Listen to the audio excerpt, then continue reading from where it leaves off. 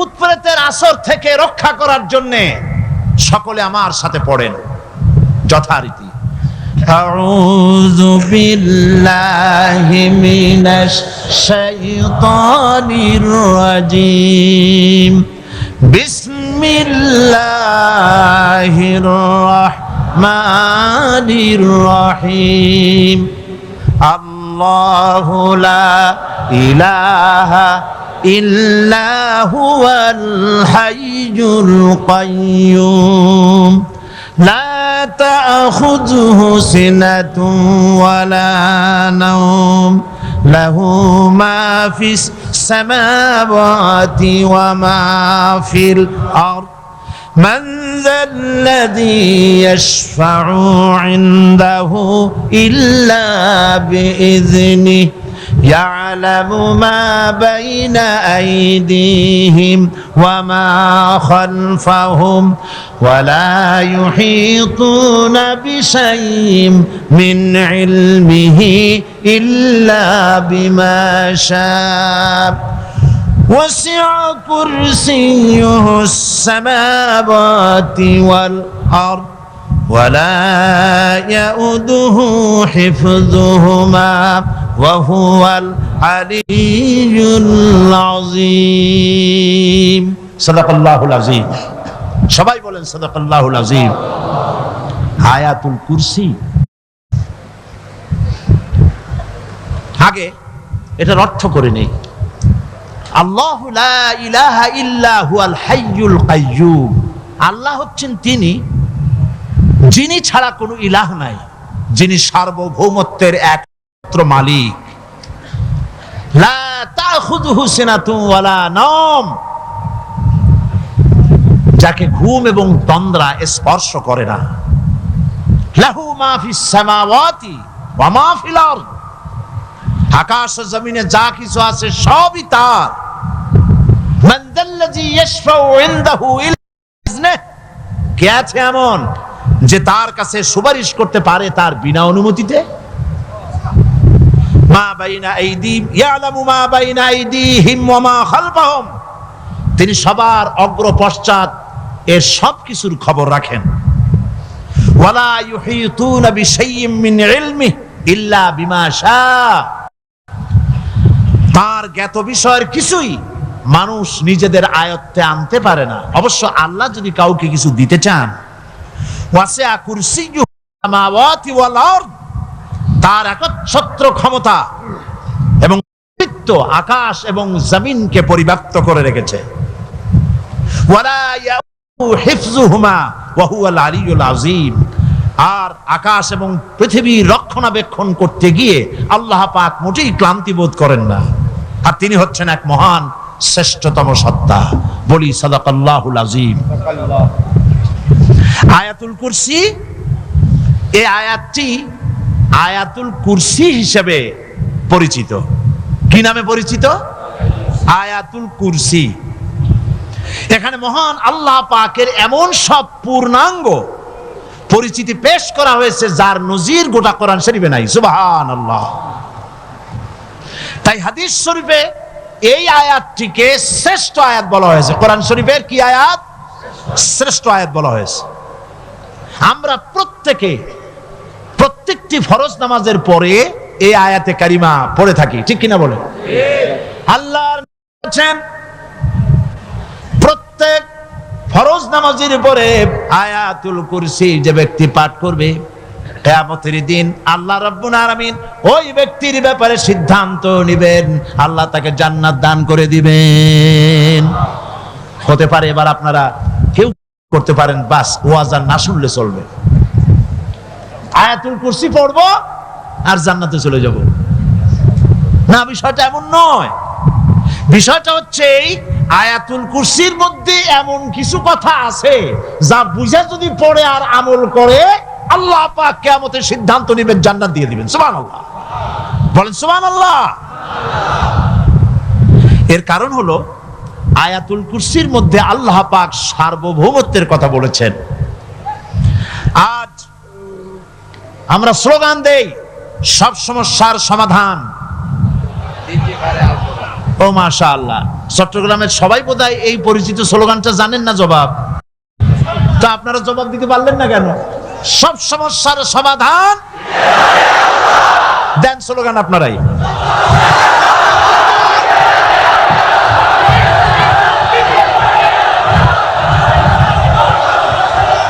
এটা শুধু স্লোগান নয়, সব সমস্যার সমাধান দিতে পারে আল কোরআন। এটা শুধু স্লোগান নয়, এটাই বাস্তবতা, এটাই বাস্তব সত্য।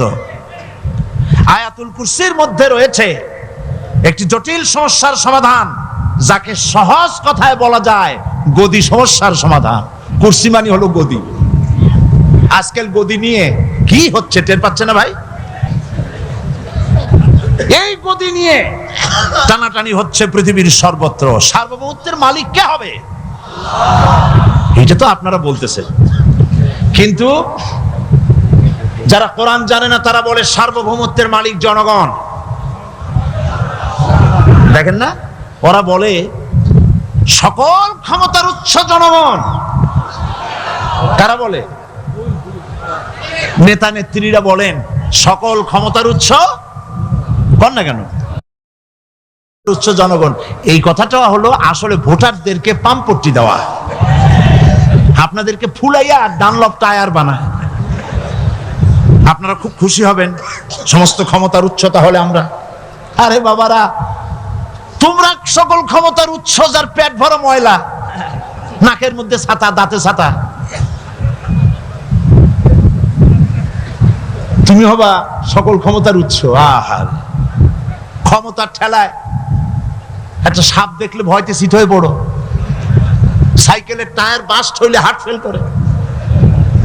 সকল ক্ষমতার উৎস, সকল ক্ষমতার উৎস জনগণ, এই কথা বলা কবিরা গুনাহ, এই কথা বিশ্বাস করা হারাম, এই কথা বিশ্বাস করা শিরক। কারণ সকল ক্ষমতার উৎস জনগণ এই কথা যদি বলা হয় তাহলে কোরআনে কারীমের সাথে কন্ট্রাডিকশন হয়, সাংঘর্ষিক। আল্লাহ পাক কি বলেছেন? আল্লাহ পাক বলেছেন আন্নাল কুওয়াতা লিল্লাহি জামিআ। বলেন আন্নাল কুওয়াতা লিল্লাহি জামিআ। আমার আল্লাহ রাব্বুল আলামিন বলেন, জেনে রাখো নিঃসন্দেহে সকল ক্ষমতার উৎস কেবলমাত্র আল্লাহ রাব্বুল আলামিন। সকল ক্ষমতার উৎস কে? জোরে বলেন আল্লাহ, আল্লাহ, আল্লাহ। তিনি একমাত্র সকল ক্ষমতার উৎস।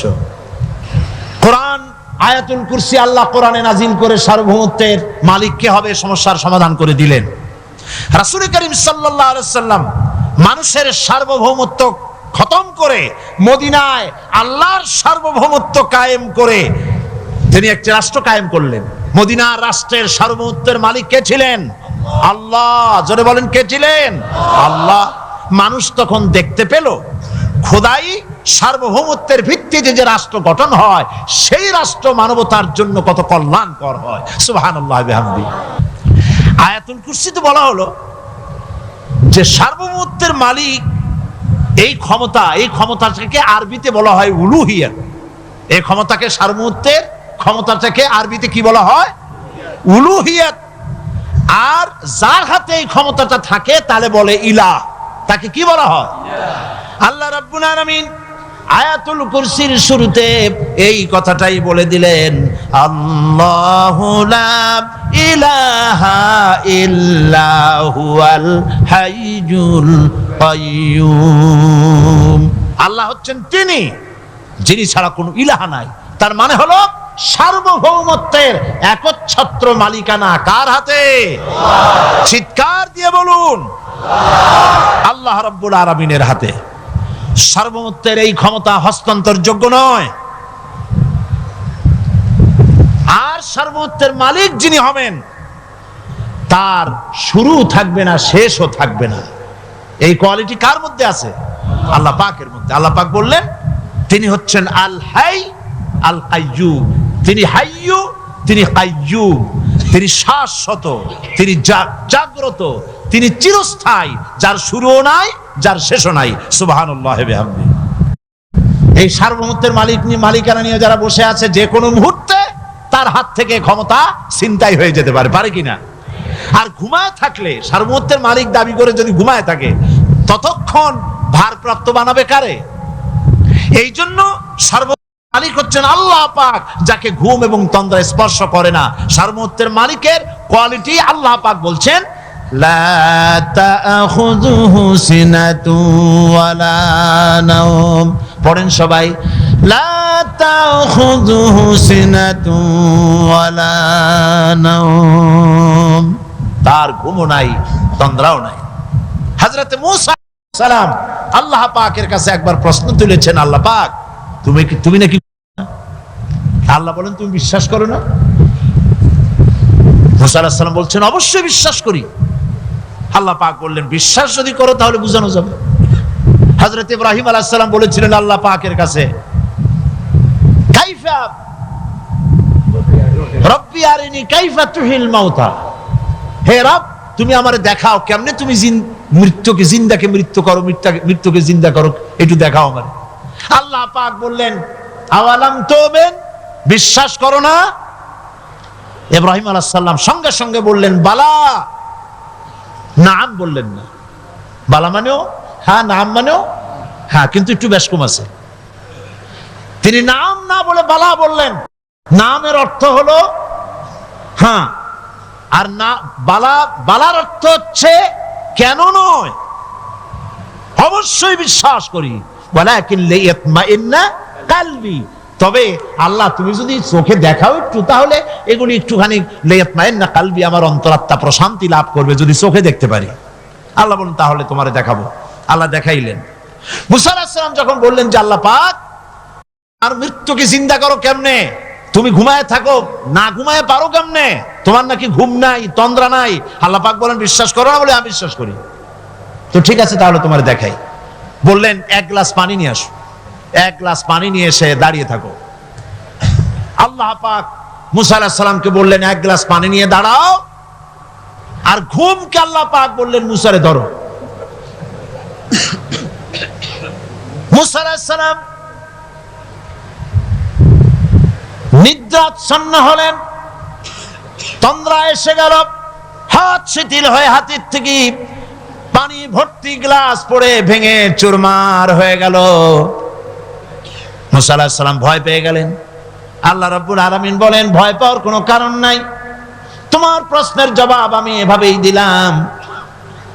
এক গ্লাস পানি নিয়ে কয়েক মিনিট দাঁড়াইতে পারো নাই, ঘুমের সঙ্গে সঙ্গেই গ্লাস পড়ে ভেঙে গেল। তামাম আকাশ আর জমিন, গোটা সৃষ্টি জগৎ তোমার আল্লাহ পাকের হাতের মুঠার মধ্যে রয়েছে। আল্লাহ যদি ঘুমায় যায় সব শেষ হয়ে যাবে। তামাম সৃষ্টি জগতের ট্রাফিক কন্ট্রোল আল্লাহ কর্তৃক হয়, আর মানুষের যা হয় আল্লাহ পাক তার থেকে সম্পূর্ণ মুক্ত। আল্লাহ পাকের ঘুম নাই, তন্দ্রাও নাই। লা তাখুযুহু সিনাতুন ওয়ালা নাওম, ঘুমও নাই, তন্দ্রাও নাই।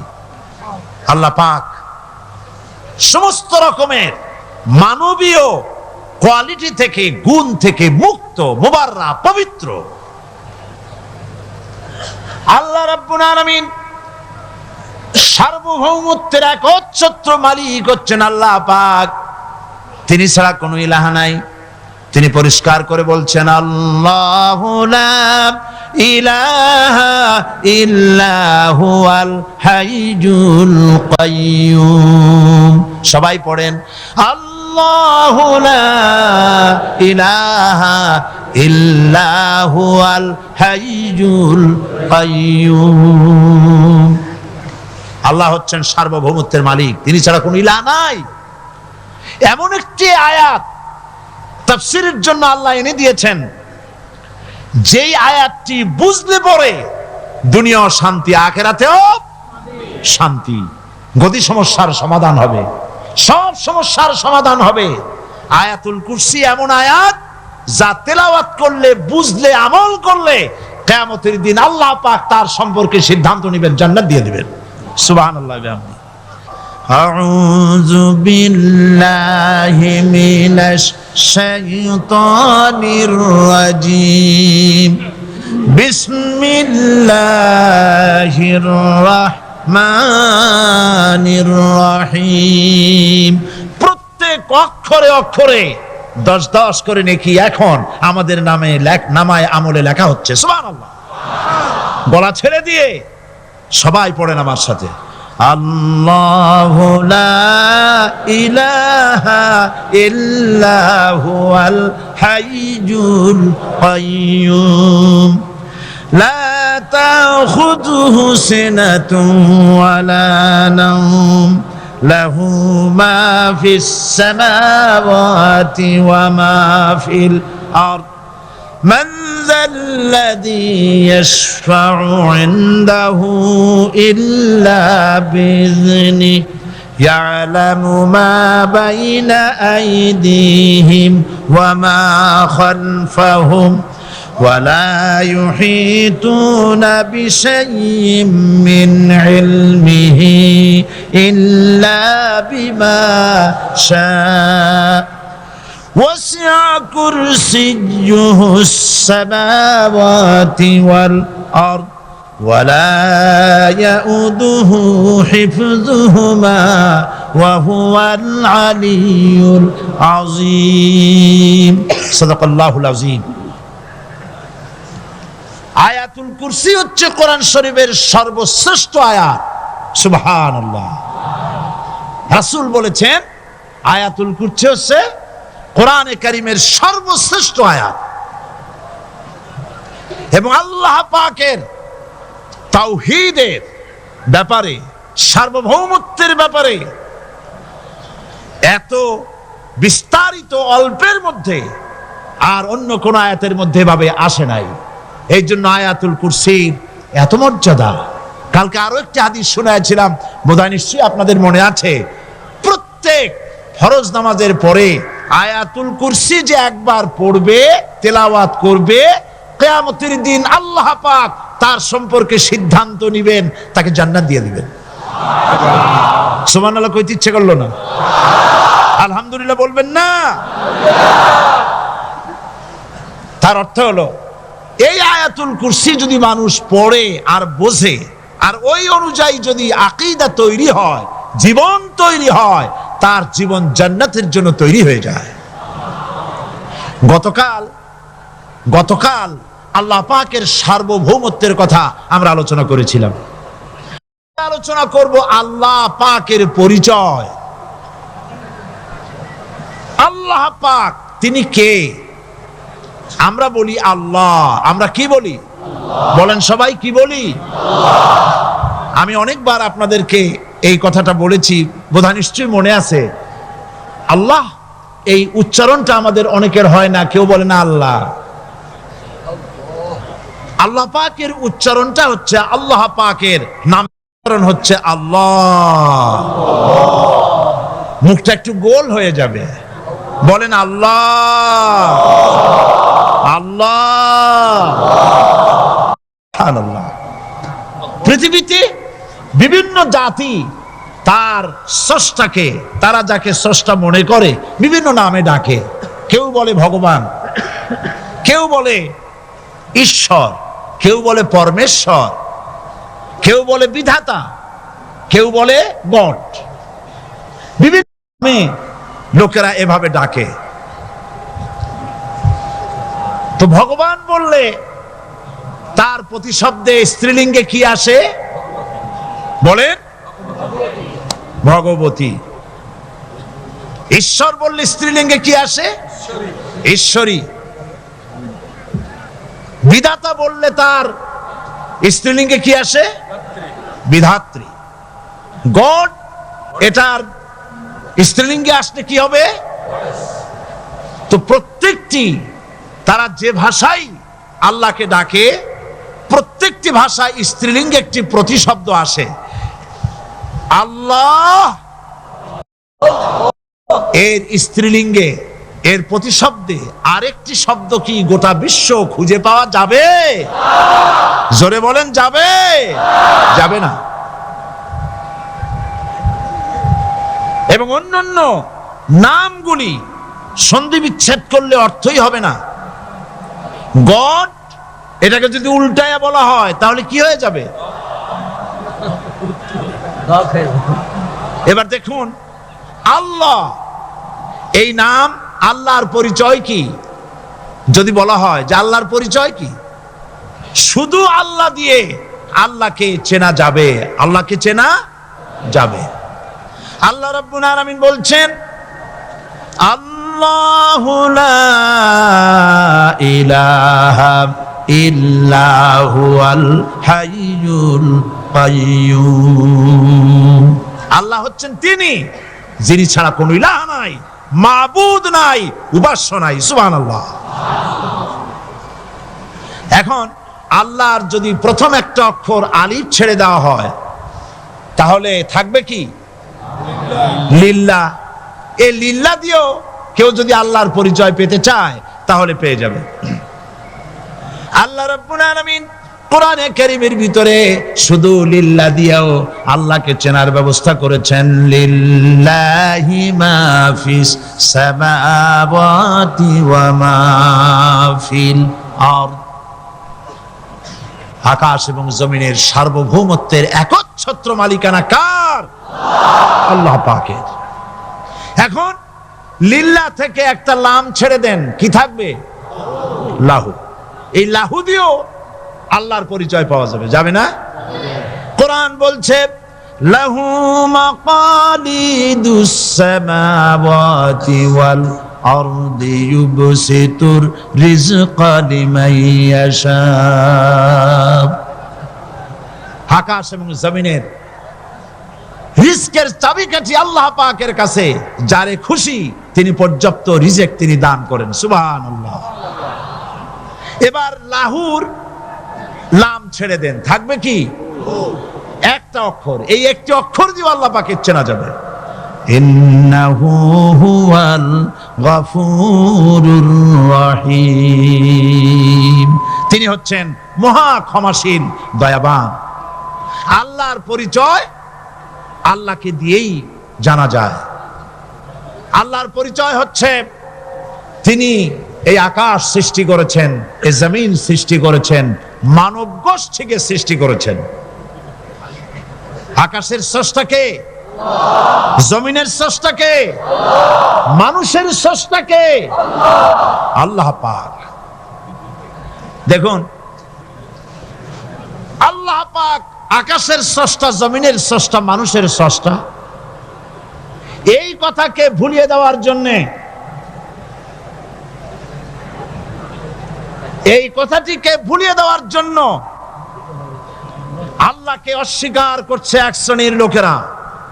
তারা বলছে দেয়ার ইজ নো গড, স্রষ্টা বলতে কেউ নাই, আনসিন ইজ নাথিং। আল্লাহ পাক কোরআনকে বোঝার জন্য, আল্লাহকে চেনার জন্য ব্যবস্থা করেছেন। ওরা বলছে কি আনসিন ইজ নাথিং, যা দেখা যায় না সেটা কিছুই না, সেটা বিশ্বাস করি না। তো আল্লাহর যখন রং নাই, গন্ধ নাই, তাকে বিশ্বাস করি কেমনে? বলেন নাউজুবিল্লাহি মিন যালিক। আরে ভাই, তোমরা তো এমন বহু জিনিস আছে যা না দেখে বিশ্বাস করো। আপনারা কি বাতাস দেখেছেন? বিশ্বাস করেন কিনা? বিশ্বাস করেন কিনা? আপনারা কি ইথার দেখেছেন? বিশ্বাস করেন কিনা? ফুলের গন্ধ দেখেছেন কিন্তু বিশ্বাস করেন কিনা? মাধ্যাকর্ষণ শক্তি, ল অফ গ্রাভিটেশন আপনারা চোখে দেখেছেন? বিশ্বাস করেন কিনা? অনেক জিনিস এমন আছে যা আমরা চোখে দেখি না কিন্তু বিশ্বাস করি। হযরত ইমাম আবু হানিফা রাহমাতুল্লাহ আলাইহির সাথে এক নাস্তিকের বহস হবে। স্থান এবং তারিখ নির্ধারণ করা হলো। ইমাম সাহেব দেরি করে আসলেন। নাস্তিক বলছে, আমি আপনার সঙ্গে কোনো বিতর্কে যেতে চাই না, কারণ আপনি ওয়াদা রক্ষা করতে পারেন নাই, নির্ধারিত সময়ের অন্তত 3 ঘন্টা পরে এসেছেন। তিনি বললেন, আমি কেন দেরি করলাম সেটা তো তুমি জিজ্ঞেস করবে। আচ্ছা বলেন কেন দেরি করেছেন? তিনি বললেন, দেখো, এই জায়গায় আসার পথে একটা নদী বেঁধেছিল, তা কি করে? আমার কাছে পারাপারের কোনো বন্দোবস্ত ছিল না। এক পর্যায়ে হতাশ হয়ে গেলাম, আমার বোধহয় যাওয়াই হবে না। শেষ পর্যন্ত আমি দেখতে পেলাম হঠাৎ করে আমার পাশে একটা ফলের বীজ পড়লো, তা দিয়ে একটা গাছ অঙ্কুরিত হলো। দেখি না তা গাছটা একটা ময়ূর হয়ে পরিণত হয়ে গেল। কই থেকে একটা করাতে সে গাছটা কেটে ফেলে দিল। ফটাফট কতগুলি তক্তা বেরিয়ে আসলো, কোথার থেকে একটা হাতুড়ি আর কতগুলি লোহা এসে ঠাস ঠাস করে বাড়ি লেগে একটা কিস্তি তৈরি হয়ে গেল। কিস্তিটার ধাপায় পড়লো নদীতে, আমি লাফ দিয়ে উঠলাম, তাই দেরি হলো। নাস্তিক বলছে, আপনার সাথে আমি জানছিলাম যে আপনি অত্যন্ত বুদ্ধিমান মানুষ, কিন্তু যে ঘটনা শুনাইলেন আপনার স্ক্রু একটাও টাইট আছে বলে মনে হয় না, আপনার সাথে আর কোনো বহস নয়। তিনি বললেন, কেন? কই বহস না, আপনি বলছেন যে এইরকম একটা গাছ চারা হয়ে গেল, সাথে সাথে বিনা মিস্ত্রিতে গাছটা কাটলো, তারপর এইটা দিয়ে তক্তা হলো, লোহা আসলো, হাতুড়ি হইলো, বিনা মিস্ত্রিতে কিস্তি তৈরি হয়ে গেল, নৌকা এটা পড়লো নদীতে, আর বিনা মাঝিতে আপনি পার হয়ে আসলেন। এটা কি আদৌ সম্ভব? ইমাম আবু হানিফা রাহমাতুল্লাহ আলাইহি বলছেন, তোমার সাথে আমি কোনো কিতাব দিয়ে ঝগড়া করব না, কোনো কিতাব দিয়ে আমি তোমার সাথে বহস করব না। এই একটি দৃষ্টান্ত তোমার জন্য যথেষ্ট। একটা মিস্ত্রি ছাড়া যদি একটা কিস্তি তৈরি না হতে পারে, একটা গাছ কেটে তক্তা যদি না হতে পারে, এই বিশাল আকাশ, এই বিশাল জমিন, আর তোমার মতো এরকম একটা সুন্দর মানুষ বিনা মিস্ত্রিতে বিনা স্রষ্টায় তৈরি হলো কেমনে? এক কথায় নাস্তিক বলছে আমার জীবনের ভুল ধরা পড়ল। নাস্তিক বলছে জীবনের ভুল ধরা পড়েছে, আমি মুসলমান হয়ে গেলাম। লা ইলাহা ইল্লাল্লাহু মুহাম্মাদুর রাসূলুল্লাহ। জোরে পড়েন, লা ইলাহা লা ইলাহা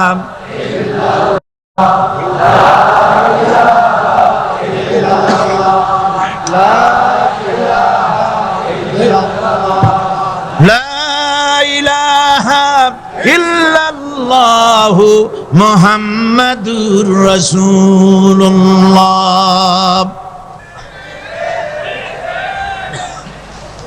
আল্লাহ পাক বলছেন, আমি আদম, আমি দাউদ এবং সুলাইমানকে জ্ঞান দান করেছি, ইব্রাহিমকে জ্ঞান দান করেছি।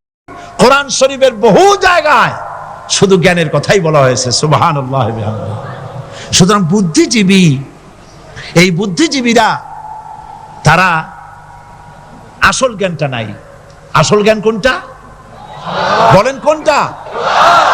ডক্টর শহীদুল্লাহ মরহুম, আমি অনেকবার বলেছি তার কথা, তাকে জান্নাতুল ফেরদাউস নসিব করুন, বলেন আমিন। ডক্টর শহীদুল্লাহ মরহুম বলতেন তার লোকদেরকে যে তোমরা বিদেশ থেকে অনেক ডিগ্রি নামের আগে আনতে পারো, তোমরা পণ্ডিত, একথা আমি স্বীকার করি, কিন্তু কোরআন শরীফের জ্ঞান যদি না থাকে তাহলে পণ্ডিতের আগে আর একটা শব্দ বসবে, মূর্খ পণ্ডিত। কোরআনের জ্ঞান পাণ্ডিত্যকে পরিপূর্ণ করে দেয়, কারণ ওয়ামা উতীতুম মিনাল ইলমি ইল্লা কালিলা। সুবহানাল্লাহ। আল্লাহ পাক বলছেন তোমাদেরকে সামান্যতম জ্ঞান দান করেছি। কতটুকুন জ্ঞান? কতটুকুন? সামান্যতম জ্ঞান দান করেছি। সুতরাং আল্লাহ পাক কোরআনের মধ্যে তার নিজের পরিচয় ছোট্ট একটি সূরার মধ্যে ব্যাপক আকারে বলে দিয়েছেন। কি? কুল হুয়াল্লাহু আহাদ।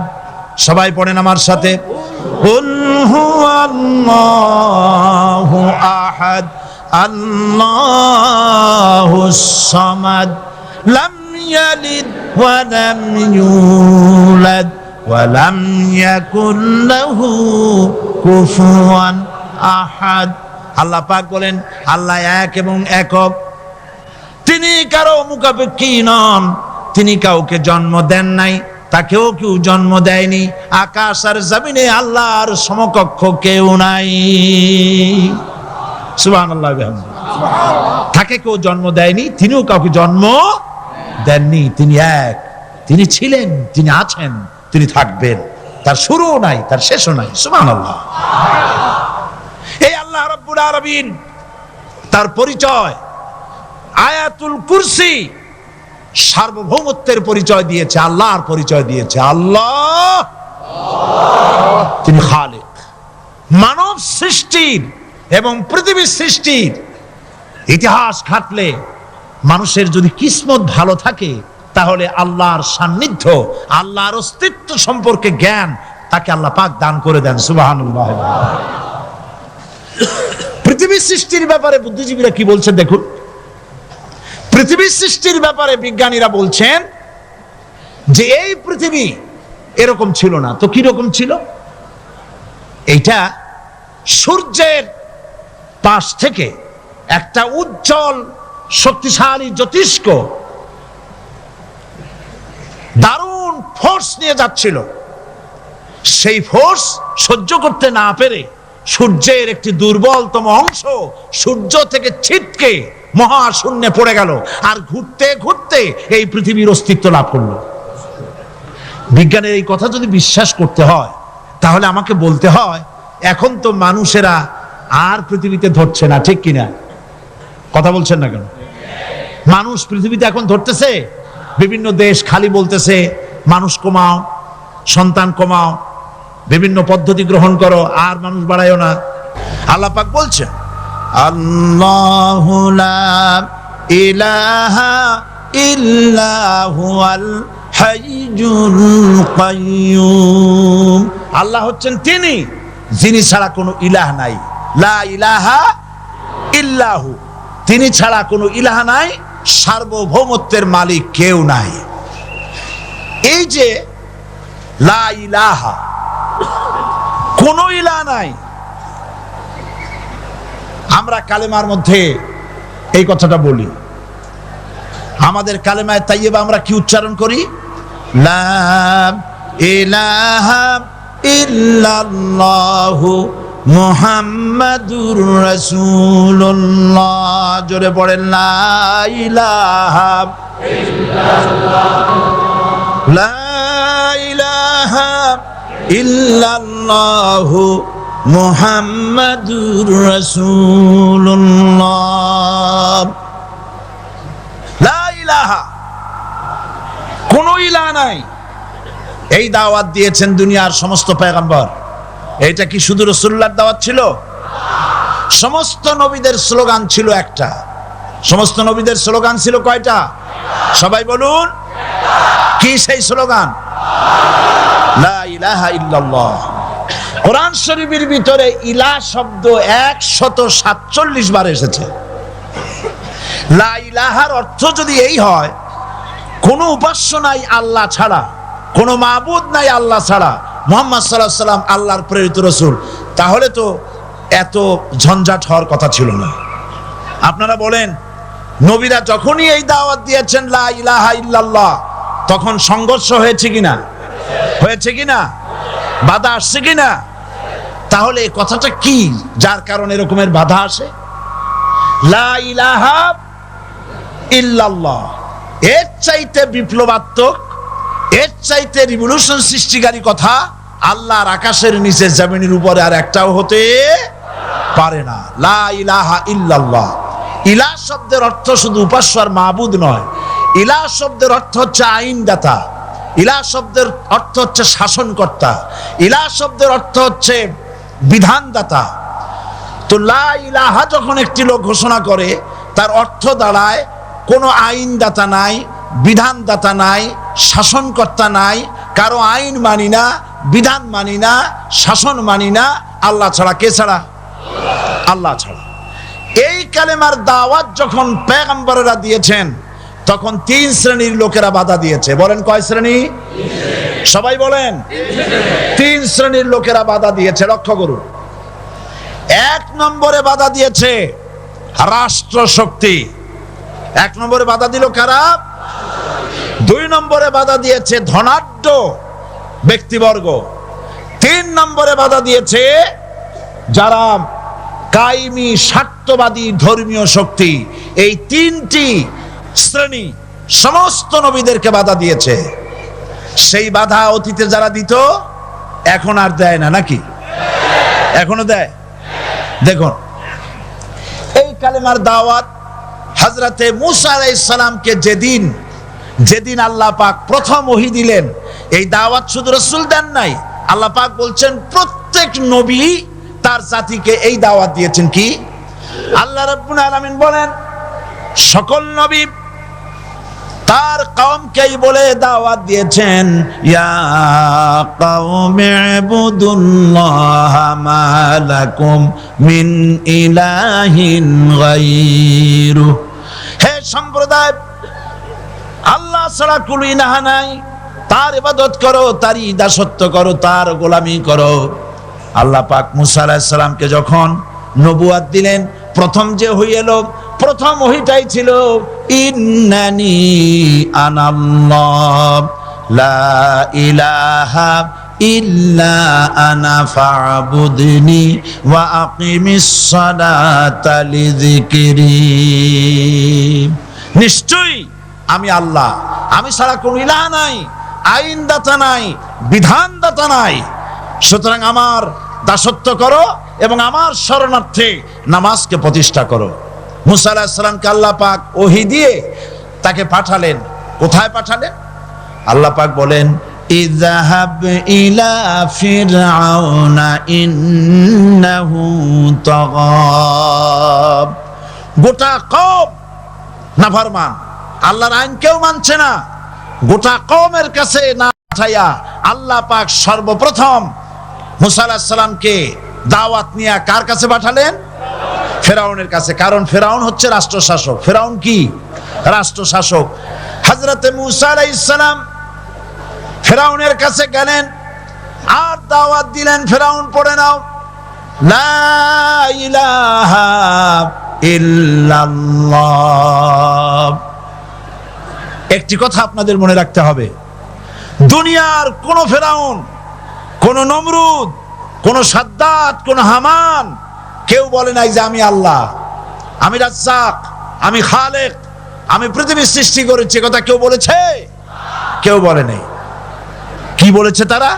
ফেরাউন বলেছে মা আলিমতু লাকুম মিন ইলাহিন গায়রি, আমি তো জানি না আমি ছাড়া আরো কোনো ইলাহ আছে, এ কথা আমার জানা নাই, সুতরাং আমি হচ্ছি ইলাহ আর তুমি বলছো লা ইলাহা। তার মানে হচ্ছে ওই সময় পয়গম্বরেরা, আল্লাহর নবীর সাহাবীরা তারা জানতেন যে আমরা কিসের দাওয়াত দেই, আর যারা শুনতো তারাও বুঝতো কিসের দাওয়াত শুনতেছি। আজ আমার দেশে একই কালেমার দাওয়াত দেওয়া হয়, কিন্তু মানুষেরা বুঝতে পারে না কি শুনতেছি। ভাষা জানার ব্যাপারে, বোঝার ব্যাপারে হলো আসল বিষয়। এটা বুঝাতে গিয়ে আমি মাঝে মধ্যে একটা দৃষ্টান্ত দেই এভাবে। একজনের একটা রেশনের দোকান ছিল, সেই দোকানে তার একটা ময়না পাখি ছিল, আর ময়না পাখিকে কথা শেখানো যায় সেটা তো আপনারা জানেন। জি, ময়নাকে শিখায়েছে যে লাইন করুন, এক এক করে আসুন। ময়না এই কথা শিখেছে। সকালবেলায় যখন রেশনের দোকানে ভিড় পড়ে গেছে, তখন ওই পাখি খাঁচার মধ্যে বসে বলছে লাইন করুন, এক এক করে আসুন। একদিন খাঁচার দরজা খোলা পেয়ে পাখি উড়ে গিয়ে গাছের ডালে বসেছে। আশেপাশে যত পাখি ছিল তারা চিন্তা করলো এই রকমের পাখি তো কখনো দেখি নাই। ময়না তো দেখতে কাকের মতো না, শালিকের মতো না, দেখতে একটা ভিন্ন রকম। ওরা এসে চতুর্দিক থেকে এই নবান্তক, এই যে নতুন এসেছে, ওরে ঠোকরানো শুরু করেছে চতুর্দিক থেকে। ঠোকরানি খেয়ে ময়না বলতেছে লাইন করুন, এক এক করে আসুন। এখন ময়না তো বোঝে না যে কি বলতেছি, আর যে পাখিরা ঠোকরাচ্ছে তারাও তো বোঝে না যে কি শুনতেছি। ময়না যদি বুঝতো যে আমি কি বলি, সবাই মিলে ঠোকরায়, তাই জান বাঁচে না। লাইন করে ঠোকরাইনি তো কলজে যাবে, সব ঠোঁটে ঠোঁটে চলে আসে, বুঝে নাই। আমাদের অবস্থা তাই হয়েছে। সুতরাং এই কালেমার দাওয়াত যখন হযরতে মুসা আলাইহিস সালাম দিলেন, ফেরাউন বলল আমি তো জানি না যে আমি ছাড়া আরো কোন ইলাহ আছে, আইনদাতা তো আমি, তুমি নতুন কোথা থেকে আইনদাতা নিয়ে আসছো? ফেরাউন বলছে দেখো, আমারে বাদ দিয়া যদি অন্য কাউকে ইলাহ বলে তুমি মানো আর সেই শিক্ষা যদি যে জাতিকে দাও, তাহলে আমি তোমাকে ধরে লাআজআলান্নাকা মিনাল মাসজুনিন, আমি তোমাকে কারারুদ্ধ করব, আমি তোমাকে জেলখানায় ঢুকিয়ে দেব। রাষ্ট্রশক্তি প্রথম বাধা দিল কারা? বলেন সবাই। সেই বাধা কি ওখানে শেষ হয়েছে না এখনো আছে? আছে কিনা জোরে বলেন। আমি তোমাকে জেলখানায় ঢুকাবো। হযরত মুসা আলাইহিস সালাম বলেন, ফেরাউন রে, জেলের ভয় আমি করি না, আমার কি জেলের ভয় দেখায়া লাভ নাই। আমি আল্লাহ পাকের পয়গম্বর হযরতে মুসা আলাইহিস সালাম। ফেরাউনের দলবল আছে, লোক লস্কর আছে, তার অস্ত্রের অভাব নাই। আল্লাহ রাব্বুল আলামিন মুসা আলাইহিস সালামের কাছে একটা অস্ত্র দিয়া দিলেন। দিছিলেন কিনা? আল্লাহ পাক হযরত মুসা কি বলেছেন, ওয়া মা তিলকা বিয়ামিনিকা ইয়া মুসা। মুসা রে, তোমার হাতে ওটা কি? মুসা আলাইহিস সালাম বললেন, এটা লাঠি। আল্লাহ পাক বললেন, ফেলে দাও লাঠি। লাঠি ফালায় দিলেন। কি হয়ে গেল? হিয়া হাইয়াতুন তাসআ, লাঠি হয়ে গেল।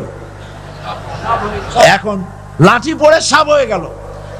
সাপ দেখে নবী হোক, ওলি হোক, সাহাবী হোক আর আলেম হোক, সাপ দেখলে ভয় করে না মানুষের? মুসা আলাইহিস সালাম ভয় পেয়েছে। আল্লাহ রাব্বুল আলামিন হযরত মুসাকে শোনায় দিলেন, খুযহা ওয়া লা তাখাফ সানুঈদুহা সিরাতাহাল উলা।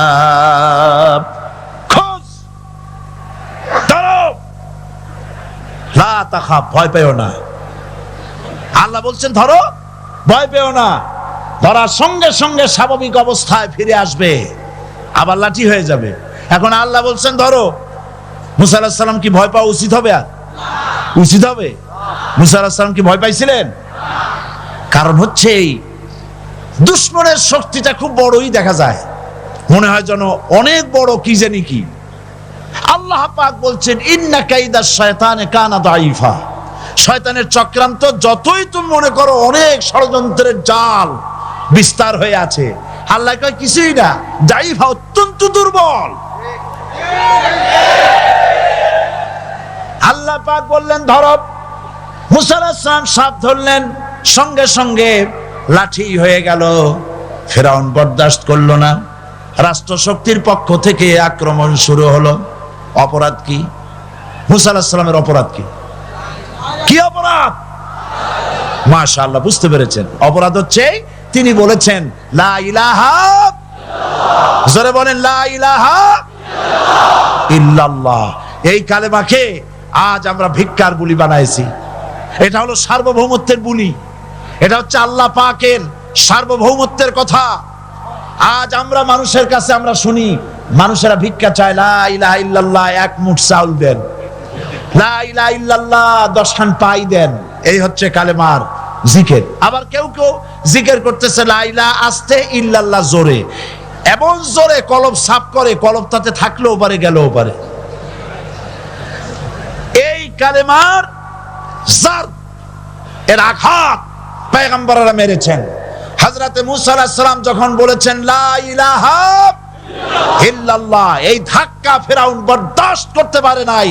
দরিয়ায় নীলের ভিতরে আল্লাহ পাক ডুবাইয়ে শেষ করে দিয়েছেন, দেন নাই?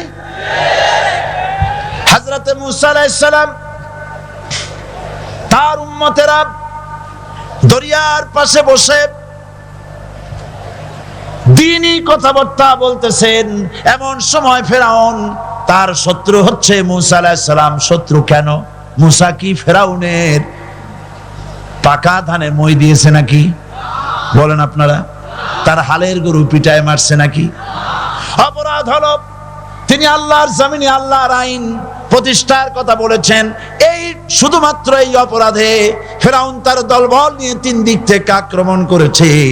মুসা আলাইহিস সালামের উম্মতেরা ভয় পেয়ে গেছেন। তারা বলছেন ইন্না লামুদরাকুন, আমরা পাকড়াও হয়ে গেছি। 3 দিকে সাড়াশি আক্রমণ, 3 দিকে শত্রু, একদিকে দরিয়া, পালাবার রাস্তা আছে? হযরত মুসা আলাইহিস সালাম ভয় পেয়ে গেলেন, সারেন্ডার করলেন না। হযরত মুসা আলাইহিস সালাম বললেন কাল্লা, কখনো নয়, ভয় পাওয়ার কোনো কারণ নাই। রব্বি সায়াহদিন, আবার অবশ্যই আমার রব আমার জন্য রাস্তা করে দিবেন। ভয় পাইও না, আমার রব রাস্তা করে দিবেন। আল্লাহ রাব্বুল আলামিন হযরত মূসা আলাইহিস সালামকে অর্ডার করলেন, হাতের লাঠি দিয়া দরিয়ার উপরে আঘাত করো। হযরত মূসা আলাইহিস সালাম দরিয়ার উপর আঘাত করলেন। রাস্তা ছিল দরকার একটার, এক বাড়িতে আল্লাহর হুকুমে লাঠি দিয়ে একটি আঘাত করার সঙ্গে সঙ্গে হযরত মূসার তার সঙ্গী সাথী দরিয়া পার হওয়ার জন্য দরিয়ার মধ্য দিয়ে আল্লাহ 12টা রাস্তা পয়দা করে দিলেন। সে আল্লাহ আছে না নাই? এত আসতে বলেন কেন? ভয় পাওয়ার কারণ আছে? রাষ্ট্র শক্তি বাধা দিয়েছে সমস্ত নবীদেরকে। কেন? নবীদের চরিত্র খারাপ? জোরে বলেন, নবীদের চরিত্র খারাপ? নবীদের চাইতে মাসুম বেগুনাহ উন্নত চরিত্রের মানুষ আল্লাহর আকাশের নিচে জমিনের উপরে আর হয় নাই। তোমরা যে সামনে তাদের পিছনে দৌড়াও, অমুকের সৈনিক, নেতা নেতা করে মরো, এইসব নেতা যাদের পিছনে দৌড়াও, এই নেতাগুলি, আমি জিজ্ঞেস করি আপনাদেরকে, এই নেতাগুলি জীবনে একবারও জেনা করে নাই? এ ব্যাপারে অনুসারীরা আপনারা কি নিশ্চিত? মিথ্যা কথা জীবনেও কয় নাই, প্রতারণা করে নাই, ঠাট্টা করে নাই, বিদ্রুপ করে নাই, মদ খায় নাই, মানুষ হত্যা করে নাই। কিসের নেতা? নেতা হচ্ছেন সেই ব্যক্তি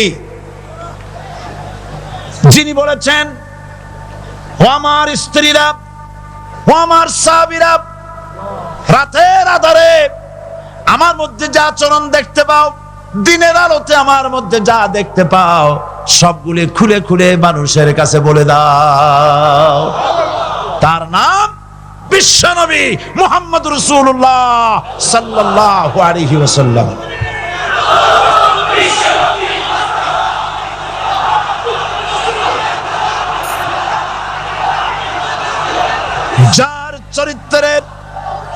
যার চরিত্রের সার্টিফিকেট আল্লাহ রাব্বুল আলামিন নিজে দিচ্ছেন, ওয়া ইন্নাকা লাআলা খুলুকিন আযীম।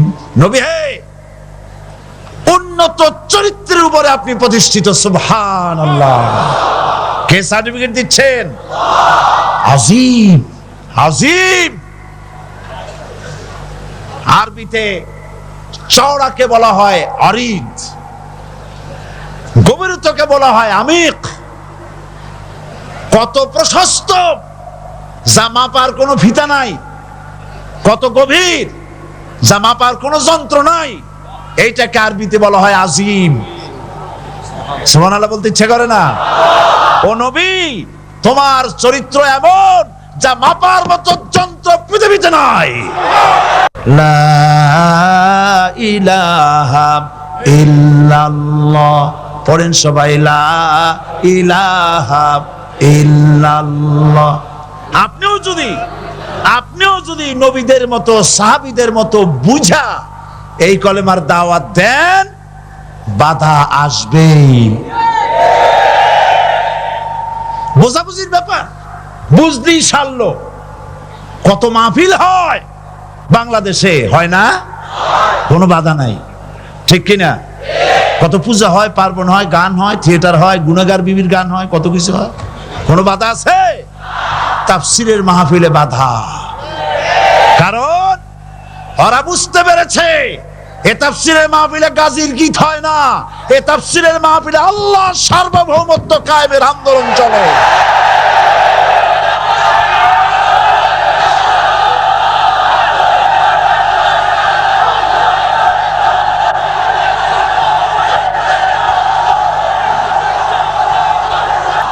বিশ্বকবি আল্লামা ইকবাল কি সুন্দর করে বলেছেন, আজ ভি হো জু ইব্রাহিম কা ইমা पैदा आकर सकती है एक अंदाज़े गुलिस्तां पैदा। ইব্রাহিমের ঈমান যদি আজও কোথাও হয় বিদ্যমান, করতে পারেন অগ্নিকুণ্ডে খুবসুরত এক গুলিস্তান। এখনো যদি ইব্রাহিমের সন্তানদেরকে আগুনের মধ্যে ফেলে দেওয়া হয়, আর ইব্রাহিম ঈমান যদি থাকে আগুনকে ফুলের বাগান বানাবার ক্ষমতা আল্লাহর আছে। চিরকাল আল্লাহ পাক এই কালেমাকে দিয়েছেন আল্লাহর সার্বভৌমত্বকে প্রতিষ্ঠা করার জন্য। আয়াতুল কুরসি শুধু পড়ে বুকে ফু দেওয়ার জন্য নয়, পড়েন আমার সাথে, আল্লাহু লা ইলাহা ইল্লা হুয়াল হাইয়ুল কাইয়্যুম। দুনিয়ার সমস্ত পয়গম্বর অত্যাচারিত হলেন, শুধু তাই নয়, বিশ্ব নবী আখেরি জামানার পয়গম্বর নবী মুহাম্মদ রাসূলুল্লাহ সাল্লাল্লাহু আলাইহি ওয়াসাল্লাম জাতির কাছে আসলেন। তিনি এসে বললেন, ইয়া আইয়ুহান নাস কুলু লা ইলাহা ইল্লাল্লাহ। প্রথম দাওয়াত শুনছেন কথা? রাসূলুল্লাহ বলছেন, ও জাতি, আমার রাসূল তো মক্কার রাসূল না শুধু, মদিনার রাসূল না শুধু, আরবি ভাষা ভাষীদের রাসূল না শুধু, আমার নবী কি নবী? চিল্লায় বলেন। তাই তিনি বলেছেন, ও বিশ্বের মানবতা, বিশ্বের মানব গোষ্ঠী, যদি মুক্তি পেতে চাও, নাজাত পেতে চাও, উচ্চারণ করো, বিশ্বাস করো, আমল করো, বলো লা ইলাহা ইল্লাল্লাহ। জোরে পড়েন, লা ইলাহা ইল্লাল্লাহ, লা ইলাহা ইল্লাল্লাহ মুহাম্মাদুর রাসূলুল্লাহ। কোরআনে কারীমের ভিতরে আয়াতুল কুরসির মধ্যে বলে দিয়েছেন, আল্লাহু লা ইলাহা ইল্লা হুয়াল হাইয়ুল কাইয়্যুম। প্রাণ খুলে সবাই পড়েন, বসা মানুষ, দাঁড়ানো মানুষ, আল্লাহু লা ইলাহা ইল্লা হুয়াল হাইয়ুল কাইয়্যুম। আল্লাহ রাব্বুল আলামিন, তিনি ছাড়া কোনো ইলাহ নাই, তিনি সার্বভৌমত্বের মালিক, কেউ নাই আল্লাহ ছাড়া। এই কথা মানুষকে ঘোষণা করতে হবে। সুবহানাল্লাহ ওয়ালহামদুলিল্লাহ লা ইলাহা ইল্লাল্লাহ, সুবহানাল্লাহ ওয়ালহামদুলিল্লাহ লা ইলাহা ইল্লাল্লাহ, সুবহানাল্লাহ ওয়ালহামদুলিল্লাহ লা ইলাহা ইল্লাল্লাহ, লা ইলাহা ইল্লাল্লাহু মুহাম্মাদুর রাসূলুল্লাহ। আল্লাহুম্মা আমিন। রব্বানা যালামনা আনফুসানা ওয়া ইন লাম তাগফির লানা ওয়া তারহামনা লানাকুনান্না মিনাল খাসিরিন। সবাই পড়েন আমার সাথে, রব্বানা যালামনা আনফুসানা ওয়া ইন লাম তাগফির লানা ওয়া তারহামনা লানাকুনান্না মিনাল খাসিরিন। রব্বানা যালামনা আনফুসানা ওয়া ইন লাম তাগফির লানা ওয়া তারহামনা লানাকুনান্না মিনাল খাসিরিন। আলোচনায় যদি কোনো ভুল হয়ে থাকে আল্লাহ দয়া করে মাফ করে দাও। রব্বুল আলামিন, আমাদের দোয়া দুরুদি জিকির আজগারে, আমাদের আলোচনায় তুমি যে খুশি হয়েছো যতটুকুন, তার সবটুকুন বিশ্বনবী মুহাম্মাদুর রাসূলুল্লাহ সাল্লাল্লাহু আলাইহি ওয়াসাল্লামের রূহ মুবারকে পৌঁছায়া দাও। রব্বুল আলামিন, तमाम আম্বিয়ায়ে কেরাম, উলামায়ে মুতাকাদ্দিমিন, উলামায়ে মুতাআখিরিন, সালফে সালিহিন, যারা দুনিয়া থেকে মুমিন মুমিনাত বিদায় হয়ে গেল, আল্লাহ কবরগুলিকে জান্নাতের টুকরায় পরিণত করে দাও। রব্বুল আলামিন, এই লক্ষ লক্ষ মুসলমান নরনারী ভিক্ষুকের মতো তোমার দরবারে হাত তুলেছি। আল্লাহ গো, আমাদের মধ্য থেকে আমাদের মা বাপ যাদের দুনিয়া থেকে বিদায় হয়ে গেছে, আল্লাহ আমাদের মা বাপের কবরে সওয়াব পৌঁছায়া দাও রব্বুল আলামিন। আত্মীয় স্বজন যদি বিদেশে থাকে, 2 মাস 6 মাস পর চিঠি দিয়া খোঁজ খবর পাওয়া যায়, প্রত্যেক দিন টেলিফোন করে খবর পাওয়া যায়, কিন্তু আমাদের মা বাপ যাদের মারা গেল, বছরের পর বছর, যুগের পর যুগ বিদায় হয়ে গেল, কোন হালতে আছে জানি না। আল্লাহ আমাদের মা বাপের কবরগুলি জান্নাতের টুকরায় পরিণত করে দাও রব্বুল আলামিন। আমাদের আব্বা কত মহব্বত করতেন, কত কষ্ট করেছেন। আল্লাহ তাআলা আমাদেরকে লেখাপড়া শেখাবার জন্য কত কষ্ট করেছেন, মানুষ বানাবার জন্য কত কষ্ট করেছেন। আমাদের জন্য ঘর বাড়ি বানায়া জায়গা জমি কিনে রেখে সবগুলি থুয়ে খালি হাতে চলে গেছে বাবা। আল্লাহ আমাদের আব্বার রুহের পরে সওয়াব পৌঁছায়া দাও রব্বুল আলামিন। এখন তো আর বাড়ি গেলে নাম ধরে কেউ ডাকে না। আয় আল্লাহ, আমাদের আব্বা যত গুনাহ করেছি জানা অজানা, সমস্ত গুনাহগুলি আল্লাহ তুমি সাইয়্যাতগুলি হাসানাত দিয়া বদলাইয়া দাও রব্বুল আলামিন। আমাদের জনম দুঃখিনী মা, আয় আল্লাহ, মা যা যে হারাইছে সেই বোঝে কি নিয়ামত তার চলে গেছে। আল্লাহ আমাদের মা যার বিদায় হয়ে গেছে, মায়ের কবরটাকে জান্নাতের টুকরায় পরিণত করে দাও রব্বুল আলামিন। মায়ের পেটের ভিতরে বসে 10টা মাস ধরে মায়ের কষ্ট দিছি, তিনি ডেলিভারিতে কষ্ট করেছেন, 2-2.5 বছর বুকের দুধ খেয়ে কষ্ট দিয়েছি, পেশাব পায়খানা করে মায়ের কাপড় চোপড় নষ্ট করে দিয়েছি। মা বিরক্ত হন নাই, থাপ্পড় মারেন নাই, আছাড় দিয়া ফালায় দেন নাই। আল্লাহ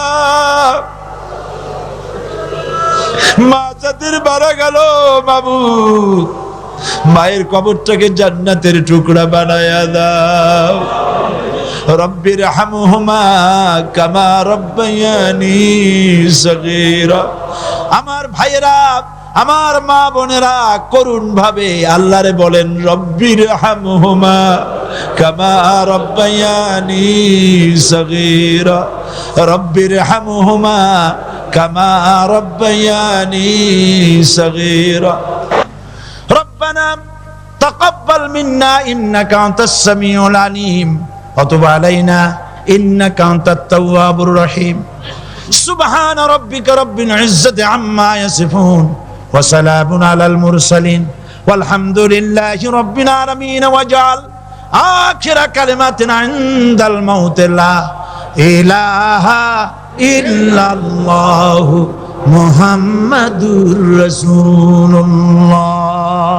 আসসালামু আলাইকুম ওয়া রাহমাতুল্লাহ।